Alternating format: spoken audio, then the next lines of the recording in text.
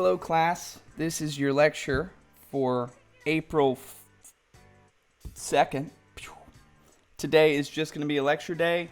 No assignment. The assignment for today's lecture will be tomorrow, so this will be a little bit of a longer one, but let's go ahead and get started. All right.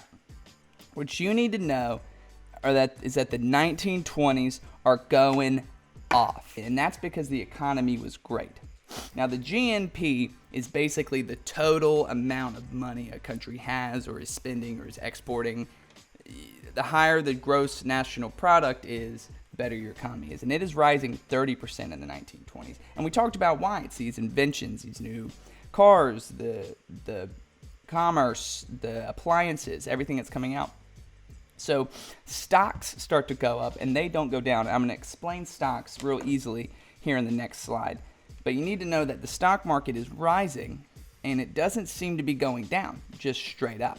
So people really start investing into stocks. They see stocks as a really good opportunity to make a little extra cash. And at this time in the 1920s, people had a lot of faith in their government. You got to remember that it was Harding and Coolidge who were big in the big business, and that seemed to be working.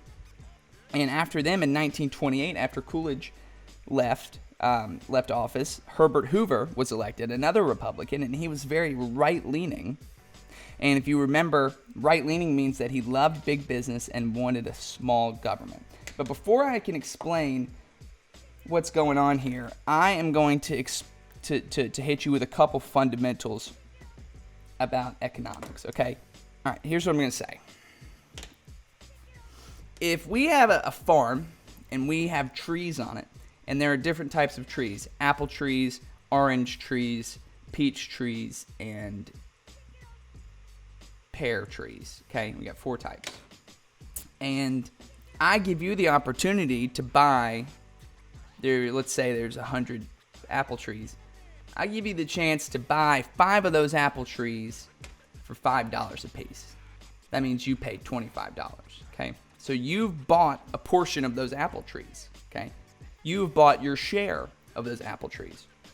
Now, what could potentially happen is that the value of those apple trees goes up. Let's say apple pies become very popular, and so the apple trees start selling a lot. Well, those apple trees now are worth more than $5 a piece. They're worth $10 a piece. And you can sell those for $10 a piece. So you can sell your share of those apple trees, and you can make $25. You can sell it for $50, right, if they've gone up. And also, peach could go up, and it could cause apples to go down, peach trees. So the value of those peach trees could go up, and then all of a sudden, your shares of the trees are worth $3. So your apple trees are only worth $15 total, and you've lost some money. And this is how the stock market works, okay? Think of big corporations selling portions of themselves. Okay, big corporations are these different trees in this giant orchard of trees. So a big corporation is divided into shares, and the total value of those shares is that company's stock. That's what that stock is valued at, okay? And so stocks is sort of like the value of all of those shares. So basically, if you've got a public company, anyone can buy a share of that public company. So that could be Amazon, Apple, Ford, anything like that. You can buy a portion of that company for however much their share prices are. So I put an example right here. If you buy a share for $5 and the company's stock increases, you could sell that share for $10 and make a $5 profit, okay? This is a good way to make money, but it's risky. And we're going to get into a little bit more detail, but that's what you need to know about stocks. And also, very quick economic lesson about banks, okay? So you give the bank money, and then the bank takes your money and they keep it. And that's not all a bank does. Banks also loan money out. Where do they get that money that they loan out? Well, they get it from your pile of money. So they kind of make money by handing out your money and then giving it away, and it circulates and makes money. So banks, basically, banks take your money from you, and then they loan it out. They invest it into other things so that money can make more money, okay? So the money you put in the bank is there, but it is being used for other things, and that's kind of the agreement that you make. That process sounds scary. It's very, very regulated now, but in the 1920s, it was not, and we're going to see how bad that is. So remember, you put money in the bank, and then the bank invests that money that you put in. We're going to start to see some problems, okay? And one of your first problems is that the top 1% richest people in the country saw their wealth increase by 60%, which is a ton. But the other 99% of the country only saw 8% more money. So there's a lot of money that's being generated, but where is it going? Because it's, the majority of it seems to be going to the already rich people. So this money is not distributed well. And here's a very alarming thing. I'm talking about how good the economy is, but 70% of Americans had income below what they needed to survive. So if 70% of Americans had an income below what they needed to survive, if that is the case, then how are they buying all these goods? What did I say Americans were doing to buy all of this stuff, right? What are they using? Okay, well, the answer is credit, right? So people can buy something with credit and pay for it later. But eventually, this credit starts to dry up, right? Like, you can only buy so many things that you can't afford until you can't pay that bill every single month. So credit kind of dries up. So these companies are making these vacuums, and they're thinking, oh, man, we're selling so many. All of a sudden, people run out of credit. They run out of money to buy this stuff, and then it stops. You've got warehouses full of unsold vacuums. And here's an important thing that I'm going to say now that you need to remember for probably the rest of your life, but specifically for this lesson. If no one wants something, it's worth $0. Okay? So if you've got a warehouse full of vacuums and no one wants those vacuums, then you got $0. Now, people may want the vacuums a lot and they're going to be worth a lot of money, or people may not want the vacuums at all and they may be worth nothing, or they may want them a little bit. But people didn't have money for a vacuum, so you've got vacuums sitting in here. You paid for them to be made. You're ready to make money off of them, and they're just sitting there. And this is happening with all companies that are producing all kinds of goods. They just kind of stop. That is no bueno. Well, here's another question. If 70% of people have an income below what they need to survive, then how are so many people buying stocks, do you think? I'll give you a hint. It's a similar answer. Well, credit. This is bad, okay? So I'm going to explain it this way. If someone wants to buy 100 shares of a company at $10 a share, they would pay $1,000. But let's say I want to do that. I want to make that move. I don't have $1,000. I only have $500. Somebody called a stockbroker would give me the other $500 and we'd buy it together. And he would expect me to pay him that money back. And the idea is that me and this stockbroker, we buy some stocks together, and then those stocks become more valuable. So we buy them at $10 a share, and then we sell them for $15 a share. I make $1,500. I pay the stockbroker back his $500, maybe a little bit interest, and I've made myself $500. I made a profit. But did I really have $1,000 to begin with? No. Did the stockbroker have $1,000 to begin with? No. And where is the stockbroker getting this money to give to me? I'll give you a hint. He's borrowing it. This is called buying on margin, and it's very, very risky because if the stock price does not go up, a ton of people are going to lose money, right? You've got this chain of people that have borrowed money, and it's all kind of riding on these stocks increasing. Now, at the time, the stocks are just going way up. There's no reason to believe that they're going to go down, okay? So this is very risky. Everyone's buying everything on credit, including stocks.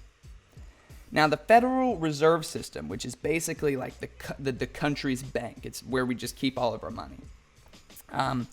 They kind of start to see that this isn't a good idea, that we're kind of building this booming economy on a very floppy foundation. There's a good chance it cracks and falls.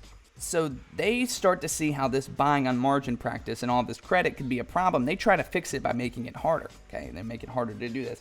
That doesn't work because these big corporations who are already losing money, start handing out money to stockbrokers so that they can keep loaning it to people so they can keep buying stocks so that the company's stock doesn't go down. And everyone's doing this off of borrowed money, okay? But no one thought the stocks would ever go down. I know this can be confusing, but just think, if no one has enough money and the companies are not selling products, where is all the money coming from? Does that money just magically appear? You've bought something, but you didn't have the money to pay for it, and you borrowed that money from someone, and that person's borrowed that money from someone, and then these corporations are loaning out money that they don't have because the value of their company is high because of these stocks to stockbrokers who are giving the money to you so that you can buy stocks, and that money isn't real. So people, bank, stockbrokers, and corporations were all spending money that they did not have. Everyone's spending money they don't have. This all comes absolutely crashing down. It starts getting bad on October 24th, 1929. This was a Friday. A couple of these smart stockbrokers are thinking, I gotta start selling my stocks, okay? But let me give you an example. If you're eating in the cafeteria and you're just enjoying yourself, and then all of a sudden you hear like, and you look up and like a couple people start running, and then you look around and a couple more people start running, what are you gonna do? You're gonna start running, right? They know something that you don't know. You need to get out of there, all right? So a couple of these smart people kind of think this isn't sustainable. There's not a lot of money, and there's a good chance that these prices are going to go way down. So I'm going to sell my stock now so I don't lose a lot of money. But then once a couple people start doing it, more people start doing it, and more people start doing it, okay? It ended up kind of mellowing out. But then on Tuesday, October 29th, the stock market completely crashed. All of that money that no one had was just all of a sudden, the stock values went way, way, way, way, way down because people kept selling it. This is called Black Tuesday. So everyone saw that the corporations they had invested in were about to lose money, that they didn't have any money, and they sold their shares.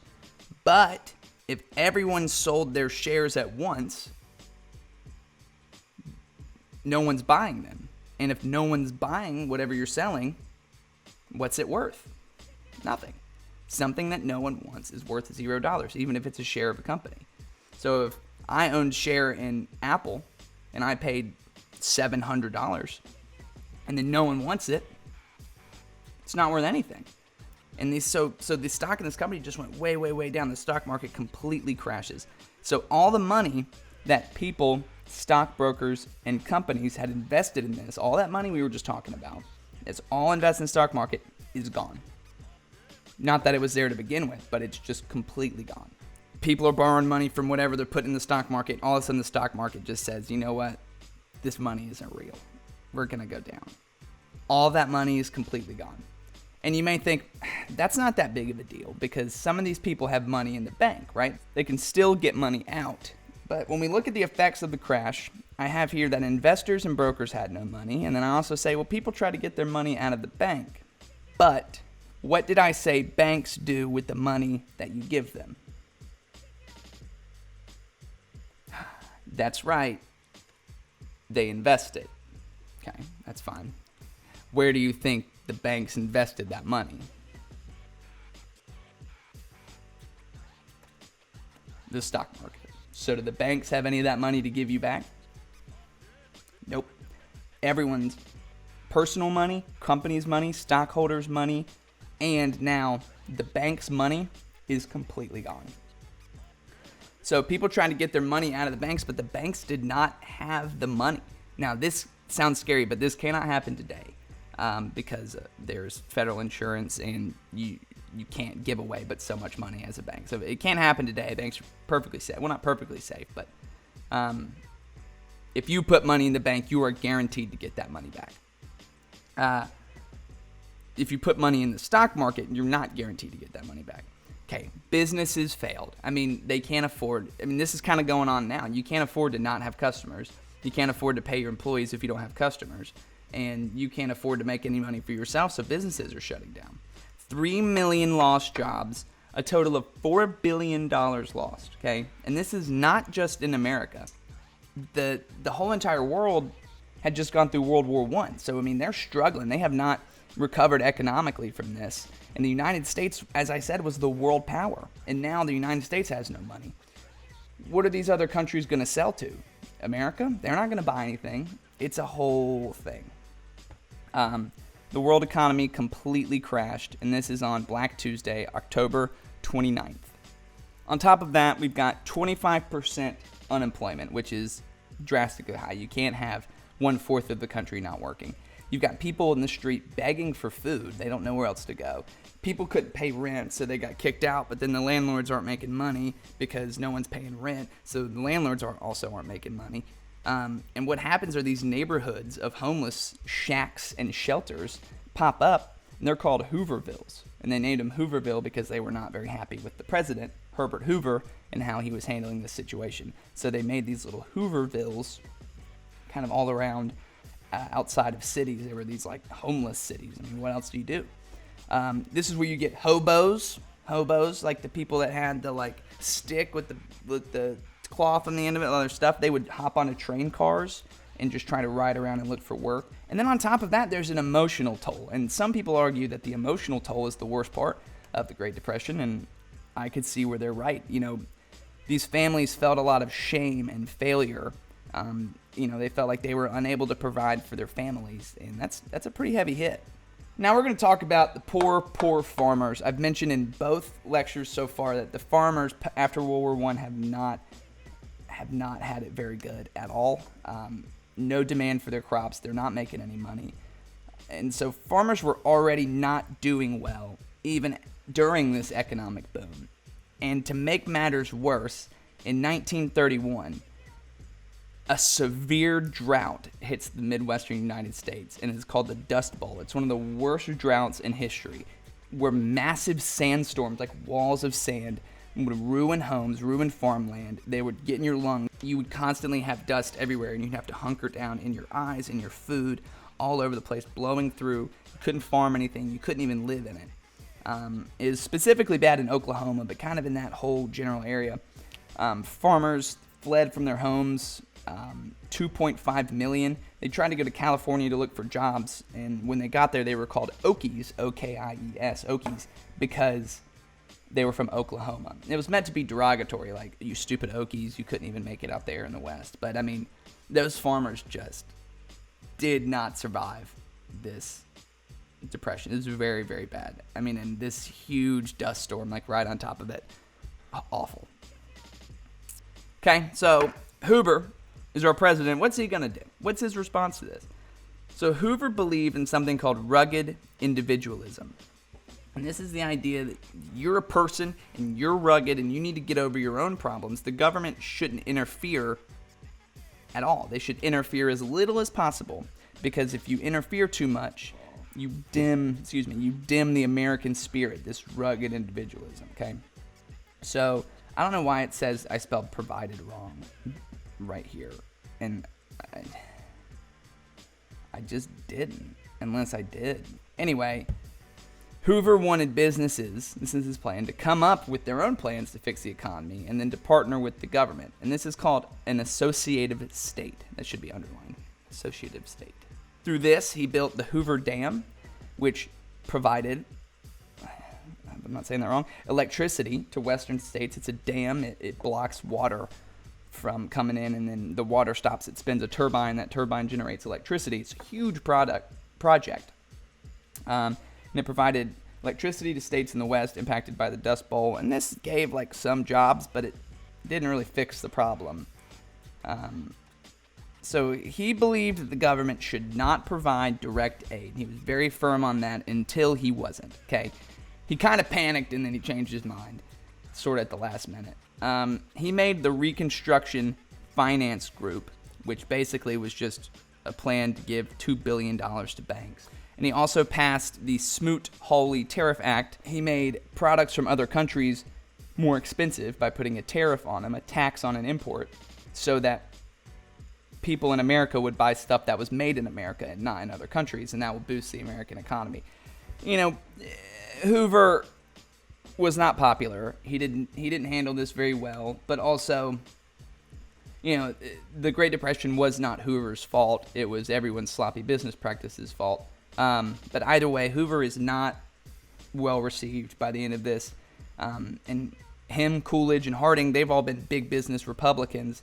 And you could kind of see that that's not going to be the case in the next election when we have our next president. It's most likely going to be a Democrat, one who favors bigger government.